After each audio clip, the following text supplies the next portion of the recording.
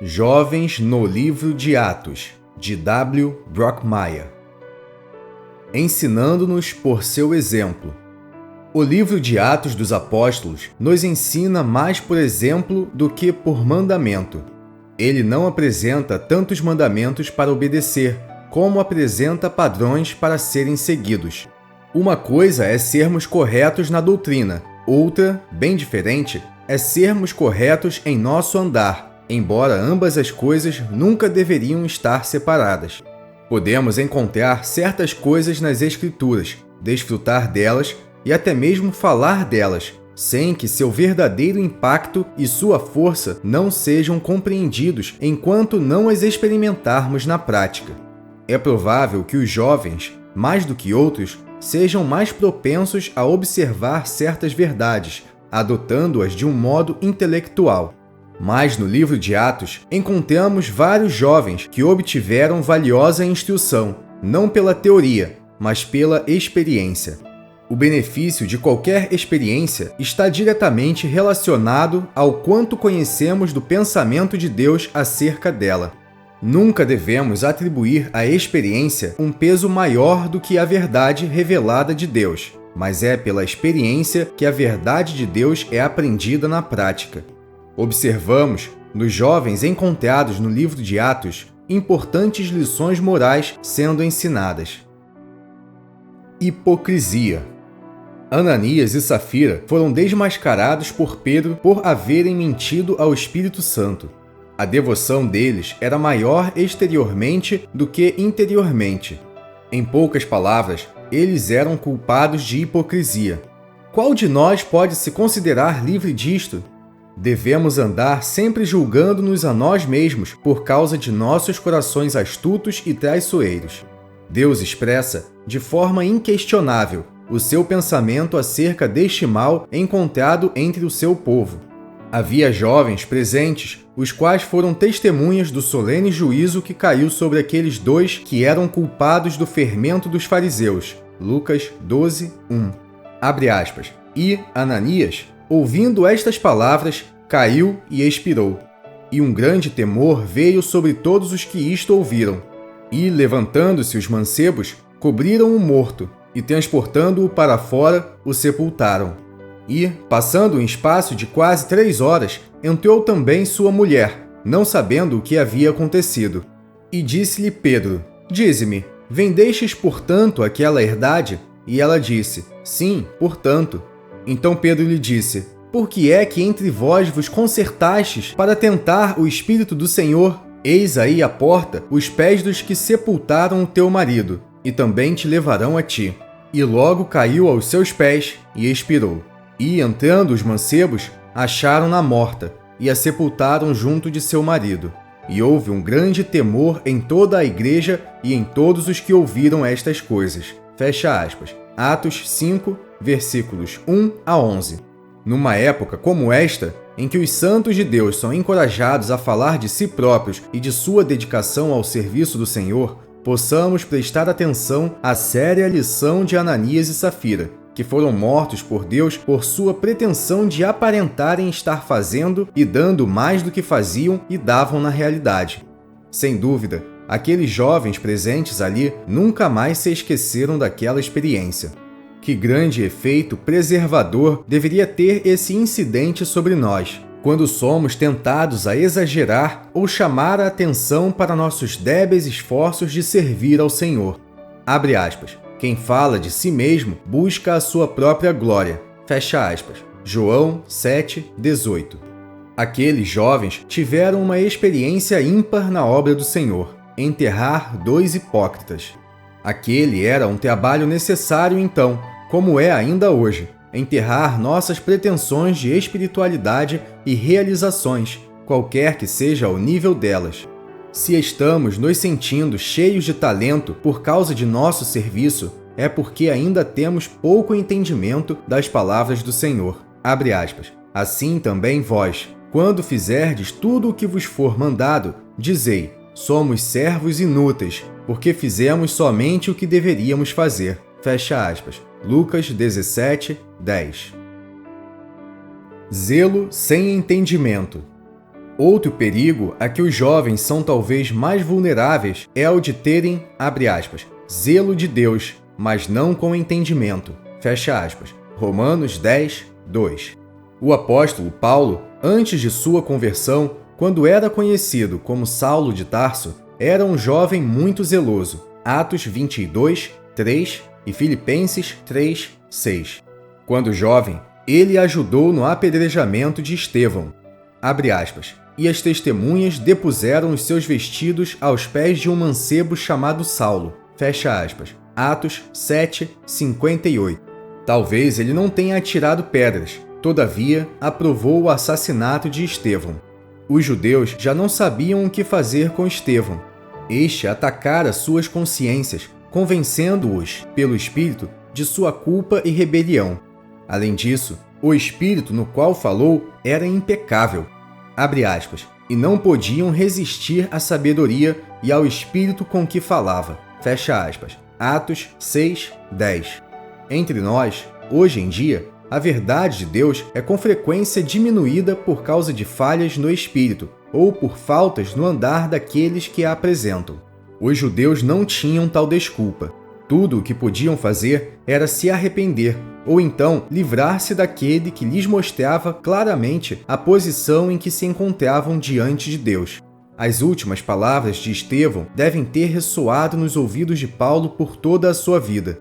Estevão clamou, abre aspas, Senhor, não lhes imputes este pecado, fecha aspas. Atos 7, 60. No fim da vida de Paulo, ao se referir à época em que ninguém permaneceu ao seu lado durante a oposição de Alexandre, ele quase fez eco das palavras de Estevão, ao dizer, abre aspas, que isto lhes não seja imputado, fecha aspas, 2 Timóteo 4,16.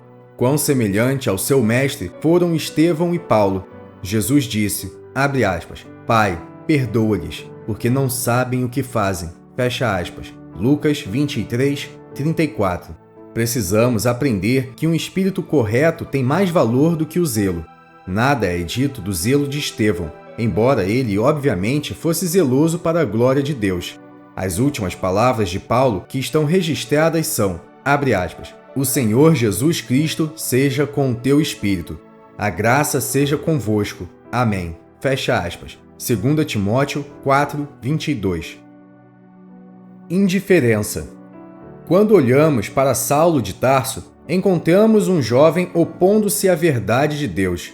Mas em Atos 20, encontramos um jovem indiferente à verdade de Deus, mais particularmente ao ministério de Paulo, que apresenta as bênçãos, privilégios e responsabilidades cristãs, tanto individual como coletivamente.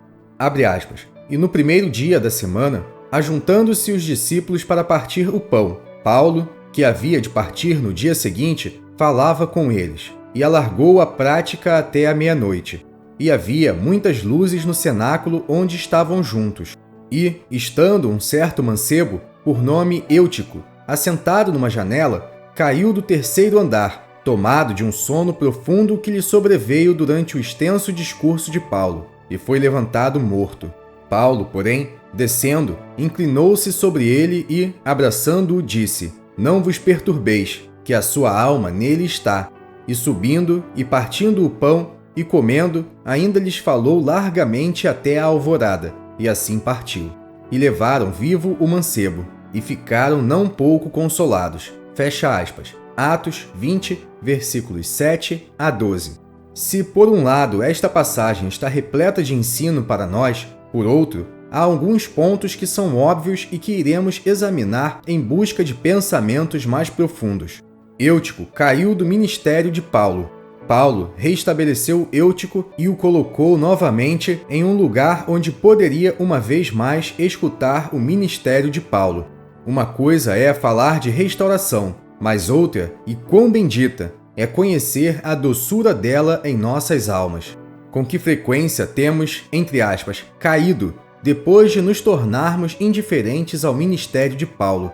E, com frequência, é aquele mesmo ministério que tínhamos ignorado que é usado em nossa restauração, nos colocando outra vez em uma condição de alma propícia para desfrutarmos uma vez mais da doutrina de Paulo. A verdadeira restauração não termina antes de chegar ao terceiro andar.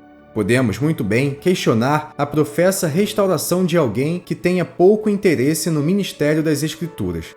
Aqui estava um jovem que sabia bem o que é ser restaurado de um modo bastante significativo.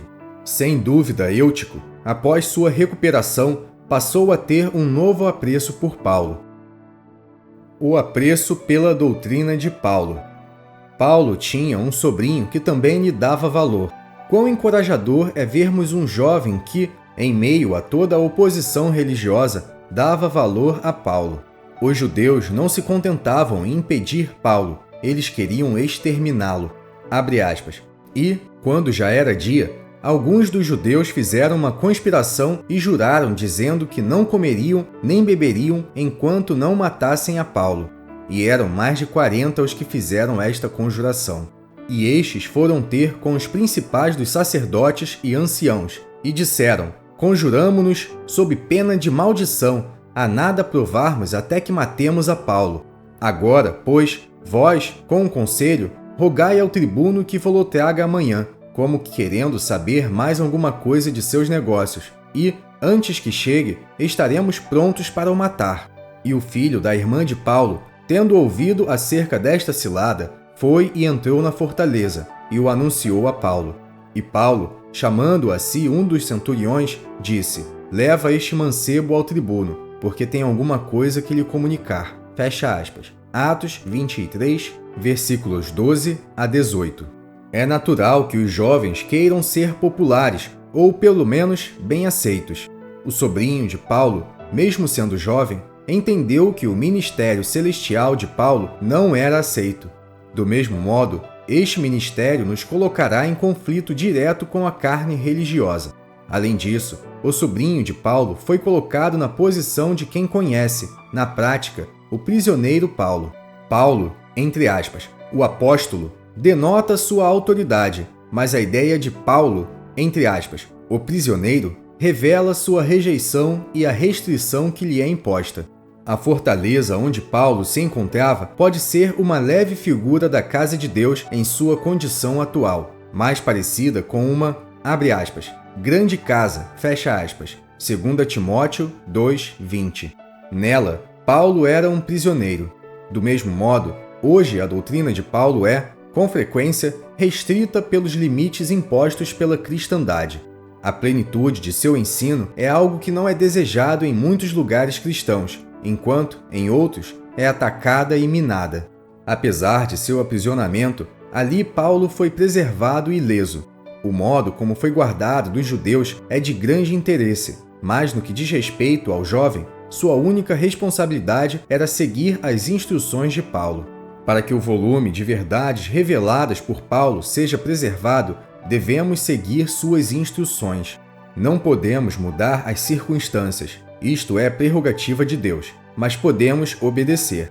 Ao escrever aos Tessalonicenses, uma assembleia jovem assediada por mau ensino, Paulo os encoraja, abre aspas, estai firmes e retende as tradições, instruções, que vos foram ensinadas, seja por palavra, seja por epístola, carta, nossa, fecha aspas, 2 Tessalonicenses 2:15. Seguirmos as instruções de Paulo nos preservará e nos manterá sempre que conceitos inteligentes e plausíveis, porém errôneos, nos forem apresentados. Aprender na prática que o homem religioso encontra-se em oposição à doutrina de Paulo, reconhecer Paulo como um prisioneiro e entender que seguir suas instruções é o único meio de conservarmos sua doutrina e o testemunho que dela resulta, são lições de importância vital. O sobrinho de Paulo não abraçou sua causa por meio de lutas e confrontos, mas pela sujeição às condições em que foi colocado.